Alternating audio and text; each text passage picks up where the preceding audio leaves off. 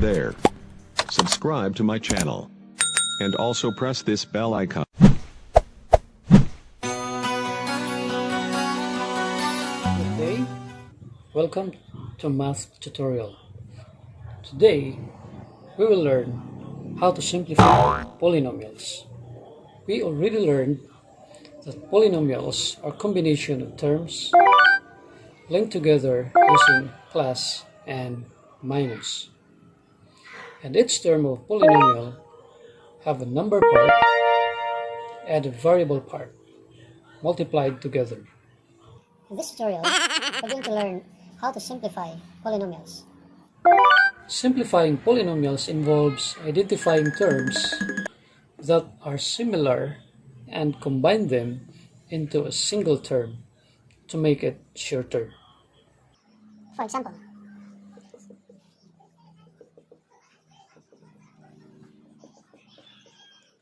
this polynomial is in complete form in order of the degree 4, 3, 2, 1 constant. We should also remember that it is Okay, with polynomials with missing terms like that. X to the fifth plus x to the fourth plus x squared plus 1. So in this polynomial, the missing term is 5 for term with exponent 3. of course, if there are missing terms, there could also be extra terms. X to the fourth plus x cubed plus x cubed plus x squared plus x plus 1. So you could have extra Term. variable x cubed is being duplicated. As you noticed in the second example, there is no x cubed term, which is fine. Okay lang yan. In the first example, there is only one x cubed term, which is also fine. Okay lang din yan. Kaya encounter kayo ng mga polynomials na ganyan, may complete, meron ding missing. And in the third example, The term x cubed is being duplicated, which is also fine. May ganyan din sa mga polynomials. Mayroon tayong tinatawag na extra terms. Now, if you have terms like this with exact same variable part, they can be combined into a single term. To do that, we just add the number part 1, 1, copy 1 plus 1, 2, and simply copy the variable part x cubed and copy the rest. Oh no! So we have x to the fourth, 1 plus 1, 2, copy the common variable x cubed plus x squared plus x plus 1. That's what we call combining like terms. like terms are terms that have exactly the same variable part.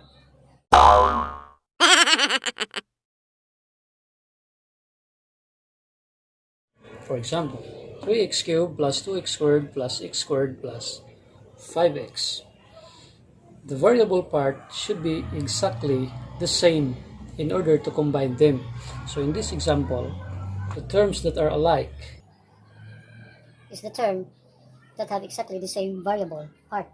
So if you're going to look at each term, the terms with the same variable part are these two. 2x squared plus x squared. So see, x squared, they are the same variable part. So to answer this one, 3x cubed. So combine the number part 2 plus 1, 3. Then just simply copy the variable x squared. Then bring down 5x. That's your final answer. Your x cubed and x squared are different things, so we cannot group them into a single term, as well as your 5x. So that is your final answer. Another example, 6x squared plus 4x minus 3x plus 5. So if you look at this expression in this polynomial, two of the terms are like terms, 4x and 3x. They have the same variable part. When you say the same variable part, the same variable base, the same exponent. So we can combine these two. So simply copy 6x squared. Kasi walang kapareha yung 6x squared, wala siyang like terms. So simply copy. Then 4 minus 3, you have bigger yung 4, so x Hindi na kailangan isulat yung 1. Simply x plus bring down 5.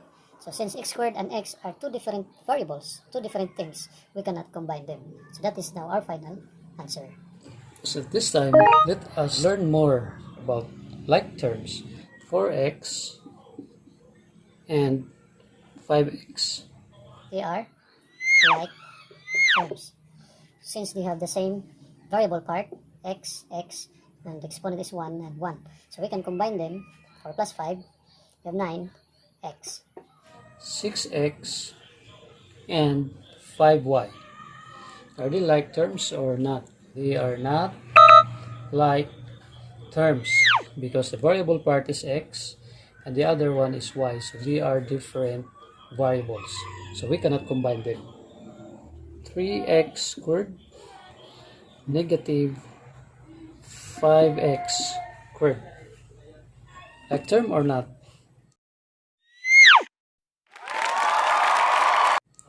Variable part is x squared and the other one is also x squared. So they are like terms. So we can combine them. So since they have different signs, positive, negative, apply the rule of adding sign numbers, subtract the smaller to the bigger. So that is 3 minus 5 minus 3. 2. Copy the sign of the bigger, negative. 2. Then attach x squared. So that is your answer. Like terms. 4x squared and 6x cubed. They have the same base, but since the exponents are different, so they are not like terms, or they are different since the exponents are not the same. So this is a not like terms. 5xy and 8yx. Like terms or not? At first glance, they are not the same. But multiplication is commutative. When we see commutative, we can change the position of the variables. So xy is just the same as yx because mathematics is commutative. So we can change yx to xy. They are still the same. So therefore, 5xy and 8yx are of like terms. So we can rewrite this times 8xy. They are just the same. So we can combine these two expressions. 5x squared y and 5y squared x. Are they the same or like terms or not? Be careful with this one. You must think it's the same with the other one, the first one before. That we can commute or we can just simply change the position of the variables. But in this case, In the first expression, x is being squared, while in the other term, y is being squared. So even if we interchange this one, becomes 5x y squared. Yung exponent ni y is nadala niya. So they are different from the other one. So therefore, these two are not the same. They are not like terms. So we cannot combine them. now let us try to simplify harder examples. X squared plus 3x minus x plus 10. So first you have to evaluate, look at the polynomial and look for like terms. So as you can see, 3x and x, the variable parts are the same. So therefore, they are like terms. So we can combine this one. So the answer is x squared 3 minus, you have numerical coefficient 1, that is 2 copy x. 3 minus 1, 2, simply copy the common variable x, plus copy 10. So since x squared and x are two different things, so we cannot combine them. So this is now our final answer. 16 minus 2x cubed plus 4x minus 10. So first look for like terms. As you can see, the variable parts are not the same. They have the same base, but the exponents are different. So they are not like terms. But as you can see, the constant terms we can always combine constant terms. They are always like terms because they are both constant. So we can combine 16 by 10. So our final answer is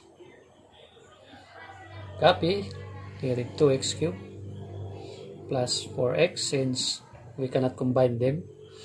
Then the constant part 16 minus 10, that is plus 4. So final answer is negative 2x cubed plus 4x plus 4. Always write the sign. 3x squared plus 10 minus 3x plus 5x squared minus 4 plus x. So we have 6 terms. 1, 2, 3, 4, 5, 6. When you get polynomials like this, the first thing to do is look to see if any of these terms are like terms, so you can combine them. So look for like terms. 3x squared and 5x squared are like terms since the variable parts are the same, x squared, x squared. So we can combine them. Another 3x and x, the variable parts are the same.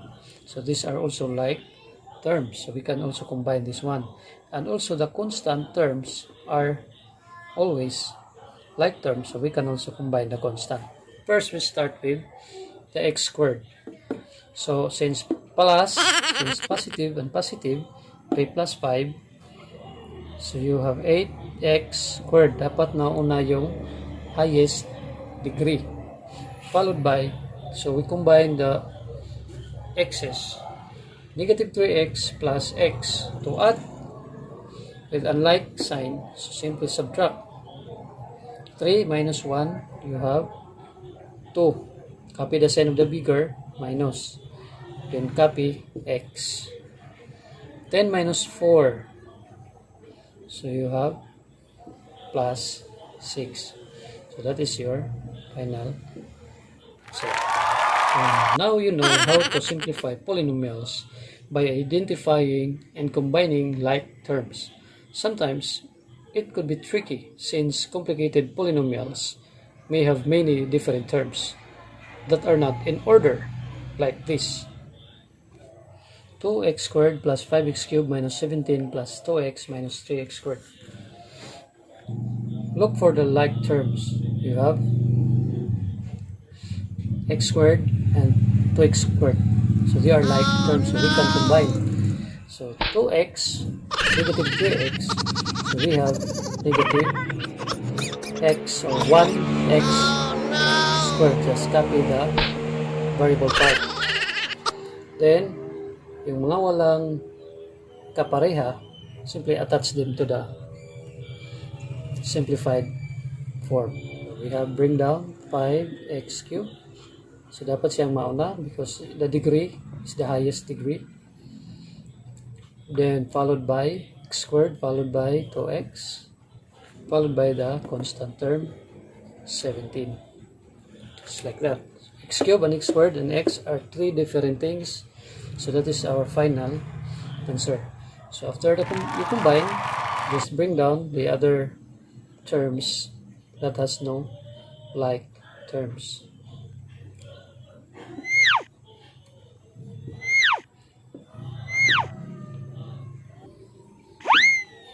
Combine these two. So this is our final answer. That's all about polynomials, how to simplify. Oh my god! Wow! In order for you to be good in polynomials, all you have to do is to practice to the power of 4. Practice, practice, practice, practice on your own. Hey there. Subscribe to my channel. And also press this bell icon.